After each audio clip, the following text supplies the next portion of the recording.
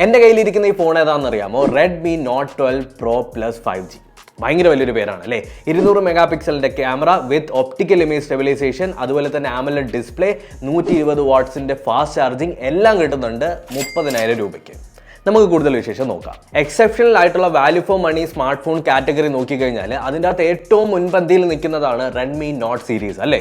അപ്പോൾ ഇത്രയും സ്പെക്കുള്ള ഇത്രയും ഹെവി ആയിട്ടുള്ള ഒരു ഫോണ് പ്രാക്ടിക്കലി എത്രത്തോളം അടിപൊളിയാണെന്നുള്ളത് ഈ ഒരു വീഡിയോയിൽ നമുക്ക് നോക്കാം. ആദ്യം നമുക്ക് ഡിസൈനും അതുപോലെ തന്നെ ഹാൻഡ്സ് ഓൺ ഫീലും നോക്കാം.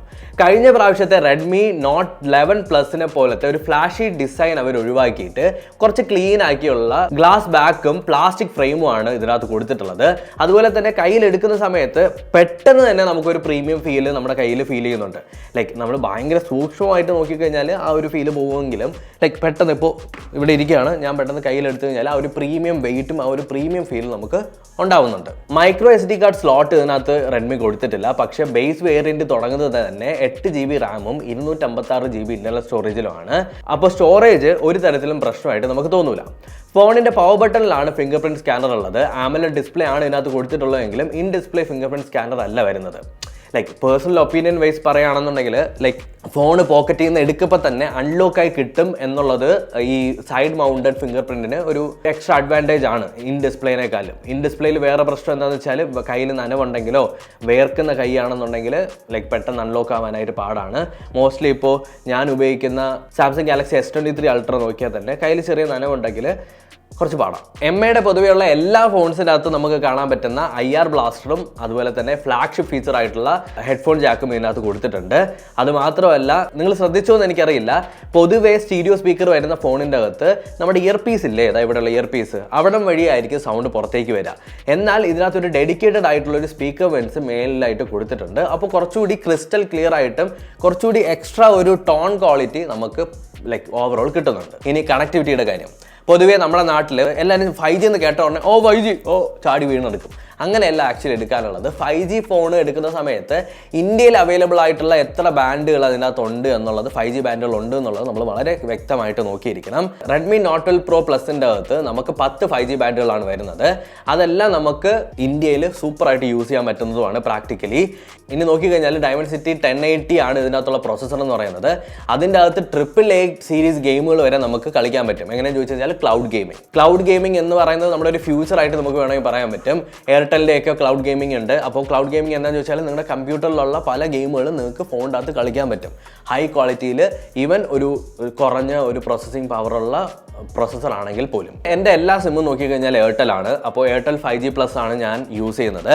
അപ്പോൾ എനിക്ക് ഫീൽ ചെയ്ത കാര്യം എന്ന് വെച്ചാൽ എവിടെയാണെങ്കിലും, ഞാനിപ്പോൾ ട്രിവാൻഡ്രത്ത് ശാസ്തമംഗലം എന്ന് പറയുന്ന സ്ഥലത്താണ്.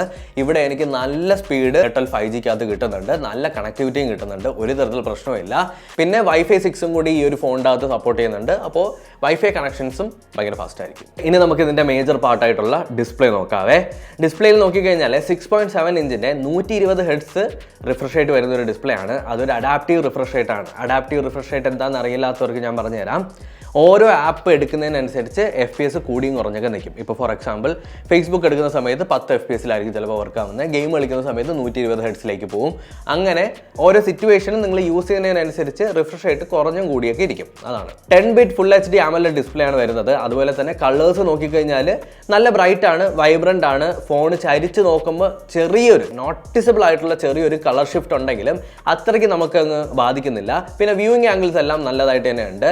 വൈഡ് വൈൻ L1 സർട്ടിഫിക്കേഷൻ ഇതിനകത്തുണ്ട്. സോ നെറ്റ്ഫ്ലിക്സും ആമസോൺ പ്രൈമും ഒക്കെ കാണുമ്പോൾ കുറച്ചുകൂടി നല്ല ക്വാളിറ്റിയിൽ നമുക്ക് കാണാൻ പറ്റും. HDR10+ഉം അതുപോലെ തന്നെ ഡോൾബി വിഷനും സപ്പോർട്ട് ചെയ്യുന്ന ഒരു ഡിസ്പ്ലേ ആണ്. ഈ ഒരു പ്രൈസ് റേഞ്ചിൽ വരുന്ന സ്മാർട്ട് ഫോൺസിൽ അധികം ഒരിടത്ത് നമ്മൾ കണ്ടിട്ടില്ലാത്തൊരു ഫീച്ചറാണ് HDR10+ഉം അതുപോലെ തന്നെ ഡോൾബി വിഷനും. ബെസലിൻ്റെ കാര്യം നോക്കിക്കഴിഞ്ഞാൽ എടുത്തു പറയാനായിട്ടുള്ള പ്രശ്നങ്ങളൊന്നും എനിക്ക് ഫീൽ ചെയ്തില്ല. 900 നിറ്റ്സ് ആണ് ഇതിൻ്റെ പീക്ക് ബ്രൈറ്റ്നസ് എന്ന് പറയുന്നത്. അതുകൊണ്ട് തന്നെ നിങ്ങൾ സൂര്യൻ്റെ അടിയിൽ പോയി നിന്ന് കഴിഞ്ഞാലും അത്യാവശ്യം നിങ്ങൾക്ക് ഫോണിൻ്റെ അകത്ത് കാണാനൊക്കെ പറ്റും, അല്ലെങ്കിൽ യൂസ് ചെയ്യാൻ പറ്റും. കോർണിംഗ് ഗൊറില്ല ഗ്ലാസ് 5 ആണ് പ്രൊട്ടക്ഷൻ കൊടുത്തിട്ടുള്ളത്.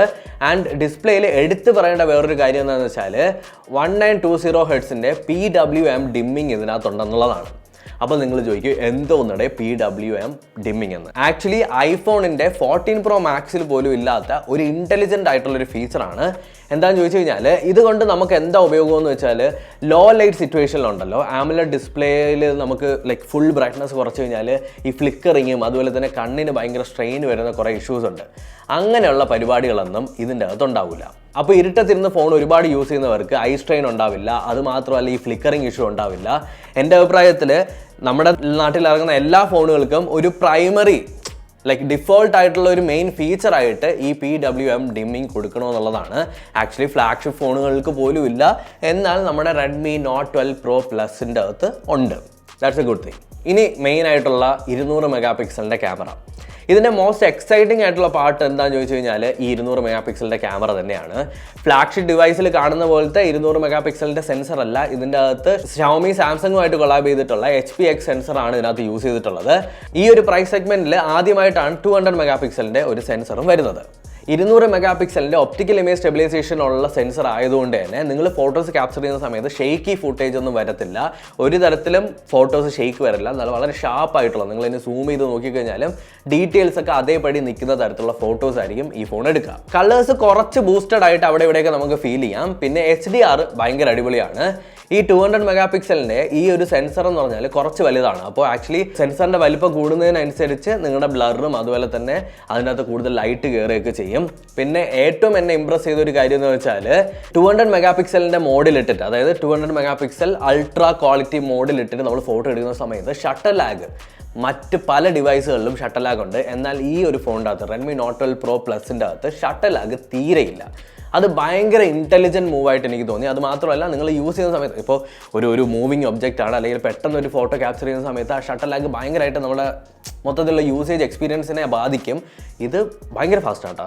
8 മെഗാ അൾട്രാ വൈഡ് നോക്കിക്കഴിഞ്ഞാൽ ഓക്കെ കണ്ടീഷനാണ് ഇതിൻ്റെ ഫോട്ടോസ് നോക്കിക്കഴിഞ്ഞാൽ. ലൈക്ക് ചില സമയം സോഫ്റ്റ് ആയിരിക്കും, ചില സമയം നല്ല ഷാർപ്പായിരിക്കും, ലൈക്ക് ഭയങ്കരമായിട്ട് ഡൈനാമിക് ആയിട്ട് നിൽക്കുന്നത്. അതായത് ചില സമയം അതിൻ്റെ മൂഡ് പോലെയൊക്കെ ഇരിക്കും. 2 മെഗാ മാക്രോ നോക്കിക്കഴിഞ്ഞാൽ ചുമ്മാ ക്യാമറയുടെ എണ്ണം കൂട്ടാൻ വേണ്ടി വെച്ചിരിക്കുന്നു എന്നേ എനിക്ക് പറയാൻ പറ്റൂ. അത്രയ്ക്ക് വലിയ പെർഫോമൻസോ കാര്യങ്ങളോ ഒന്നും തരുന്നില്ല. പെർഫോമൻസിൻ്റെ കാര്യം നോക്കുന്ന സമയത്ത് ഡേ ടു ഡേ യൂസേജിനെല്ലാം അടിപൊളി ഒരു ഫോൺ തന്നെയാണ്. സ്ക്രോൾ ചെയ്യാനും ഇൻസ്റ്റഗ്രാമിൽ റീല് കാണാനും യൂട്യൂബ് കാണാനും ഫേസ്ബുക്ക് ഉപയോഗിക്കാനും ചാറ്റ് ചെയ്യാനും വാട്സപ്പിലും എല്ലാത്തിനും. പെർഫോമൻസ് മോഡ് എനേബിൾ ചെയ്തിട്ട് നമ്മൾ ഗെയിമൊക്കെ കളിക്കുന്ന സമയത്ത് അത്യാവശ്യം നല്ല രീതിക്ക് തന്നെ ഗെയിമിംഗ് പെർഫോമൻസ് നമുക്ക് കിട്ടുന്നുണ്ട്. ആക്ച്വലി ഇതുവരെ എനിക്കൊരു ലാഗോ ഒരു പ്രശ്നമോ ഒന്നും ഗെയിമിംഗ് എക്സ്പീരിയൻസിൽ ഫീൽ ചെയ്തിട്ടില്ല. പെർഫോമൻസ് മോഡ് ഓൺ ആക്കിയാൽ മാത്രമാണ് അത്രത്തോളം നല്ല എക്സ്പീരിയൻസ് നമുക്ക് കിട്ടുന്നത് കേട്ടോ. അത് എടുത്ത് പറയണം. IP53 റേറ്റിംഗ് ആണ് ഇതിനകത്ത് കൊടുത്തിട്ടുള്ളത്. അതുകൊണ്ട് തന്നെ കുറച്ച് വെള്ളമൊക്കെ തട്ടിക്കഴിഞ്ഞാലും വേറെ പ്രശ്നങ്ങളൊന്നും ഉണ്ടാവില്ല എന്ന് കരുതി ഇതിനെ കൊണ്ട് മുക്കിയിടരുത് വെള്ളത്തിൽ, അല്ലെങ്കിൽ ചെളിവെള്ളത്തിലും വീഴരുത്, ഒരു വെള്ളത്തിൽ മുക്കിയിടരുത്. അതിനുള്ള റേറ്റിംഗ് ഇല്ല. ജസ്റ്റ് ഇപ്പോൾ ഇവിടെ ഇങ്ങനെ വെച്ചിരിക്കുന്ന സമയത്ത് മഴ വെള്ളം വീണാലോ അല്ലെങ്കിൽ പെട്ടെന്ന് ഒരു കപ്പ് വെള്ളമൊക്കെ തട്ടിക്കന്നാലൊക്കെ കുഴപ്പമില്ലാതിരിക്കും. ഈ ഒരു ഫോണിൻ്റെ ഹീറ്റിംഗ് മാനേജ് ചെയ്യാനായിട്ട് 3000 mm ഒരു വേപ്പർ കൂളിംഗ് സിസ്റ്റം ഷവോമിനകത്ത് ആഡ് ചെയ്തിട്ടുണ്ട്. അത് ആക്ച്വലി ഫോണ് നമ്മളിപ്പോൾ PUBG ഒക്കെ കുറേ നേരം കളിക്കുന്നവരാണെന്നുണ്ടെങ്കിൽ അതിൻ്റെ ഒരു ഹീറ്റിംഗ് മൊത്തത്തിലുള്ള ഹീറ്റിംഗ് ഫുൾ കുറയ്ക്കുമെന്നല്ല, കൺട്രോൾ ചെയ്ത് നിർത്തും. ഫോൺ വാമാവും എന്നുള്ളതിന് ഒരു ഡൗട്ടും ഇല്ല. കുറച്ച് കൺട്രോൾ ചെയ്ത് നിർത്തും. അതാണ് ഏറ്റവും എടുത്തു പറയേണ്ട സാധനം. 4980 mAh ഒരു ബാറ്ററിയാണ് ഇതിനകത്ത് വരുന്നത്. ഒരു 20 mAh കൂടി ഇട്ട് 5000 വാക്കായിരുന്നു. എന്താണ് ഈ ഒരു കണക്കെന്നുള്ളത് എനിക്കറിയില്ല. എന്നാലും ഇതിനകത്ത് 120 വാട്ട്സിന്റെ ഫാസ്റ്റ് ചാർജിങ് കൊടുത്തിട്ടുള്ളത് കൊണ്ട് 20 മിനിറ്റിൻ്റെ അകത്ത് നിങ്ങൾക്ക് 0 to 100 ചാർജ് ചെയ്തെടുക്കാൻ പറ്റും ഫോൺ. അപ്പോൾ ഒരു 20 മിനിറ്റ് നിങ്ങൾക്ക് സ്പെൻഡ് ചെയ്യാൻ പറ്റുമെന്നുണ്ടെങ്കിൽ ഫോൺ ഫുൾ ചാർജായി കിട്ടും. അത് ഒരു ഓവറോൾ ഡീസൻ്റ് ആയിട്ടുള്ള ഒരു ഫീച്ചറാണ്. ആൻഡ് ബാറ്ററി ബാക്കപ്പും അത്യാവശ്യം തരക്കേടില്ലാതെ നല്ലതായിട്ട് തോന്നി. ഇത്രയും കേട്ട സമയത്ത് നിങ്ങൾ വിചാരിക്കും അടിപൊളി ഫോൺ, വെടിക്കെട്ട് ഫോണാണെന്നുള്ളത്. എന്നാലും കുറച്ച് കുറവുകൾ ഈ ഒരു ഫോണിനകത്തുണ്ട്. Phone out of the box നമുക്ക് Android 12 ആണ് വരുന്നത്. Android 13 14 നിങ്ങൾക്ക് കിട്ടും. അതുമാത്രമല്ല 3 വർഷത്തെ സെക്യൂരിറ്റി അപ്ഡേറ്റും കിട്ടും. അപ്പോൾ നിങ്ങളൊന്ന് ആലോചിച്ചിട്ട് എടുക്കുക. ഈ ഒരു പ്രൈസ് റേഞ്ചിൽ നിങ്ങൾ സോഫ്റ്റ്വെയർ അപ്ഡേറ്റ് കൂടുതലായിട്ട് നോക്കുന്നുണ്ടെങ്കിൽ നിങ്ങൾക്ക് വേറൊരു ഓപ്ഷനിലേക്ക് പോകാം. അല്ലാത്ത പക്ഷം നിങ്ങൾ സോഫ്റ്റ്വെയർ അപ്ഡേറ്റ് ഒരു ഇഷ്യൂ അല്ല, എന്നാൽ നിങ്ങൾക്ക് നല്ലൊരു ബാറ്ററി, നല്ലൊരു പെർഫോമൻസ്, നല്ലൊരു ക്യാമറ ഒക്കെ വേണമെന്നുണ്ടെങ്കിൽ Redmi Note 12 Pro Plus എന്ന് പറഞ്ഞാൽ നല്ലൊരു അപ്ഗ്രേഡ് തന്നെ ആയിരിക്കും. എനിക്ക് ഇതുവരെ മോശമായിട്ടൊരു അഭിപ്രായം ഈ ഫോണിനെ പറ്റിയിട്ട് പറയാനായിട്ട് ഫീൽ ചെയ്തിട്ടില്ല. എന്നാൽ നിങ്ങളുടെ അഭിപ്രായം എന്താണെന്നുള്ളത് നിങ്ങൾക്കൊന്ന് കമൻറ്റ് സെക്ഷനിൽ കമൻറ്റ് ചെയ്ത് കഴിഞ്ഞാൽ വളരെ സന്തോഷം. Actually Redmi Note 12 Pro Plus use ചെയ്യുന്ന ഒരുപാട് ആളുകൾ കാണും. അപ്പോൾ 30,000 അകത്ത് കിട്ടുന്ന ഒരു ഫോണാണ്. നിങ്ങൾക്ക് ഇത് എങ്ങനെയാണ് ഫീൽ ചെയ്യുന്നതെന്നുള്ളത് നിങ്ങളുടെ അഭിപ്രായം പറയാം. ഞാനും അത് ഒന്ന് വായിച്ച് നോക്കട്ടെ. അപ്പോൾ thank you so much for watching this video. ഈ വീഡിയോ ഇഷ്ടപ്പെട്ടിട്ടുണ്ടെങ്കിൽ ലൈക്ക് ചെയ്യുക, ഷെയർ ചെയ്യുക, സബ്സ്ക്രൈബ് ചെയ്യുക. അടുത്തൊരു വീഡിയോയിൽ വീണ്ടും കണ്ടുവരുന്നതായിരിക്കും. ബൈ.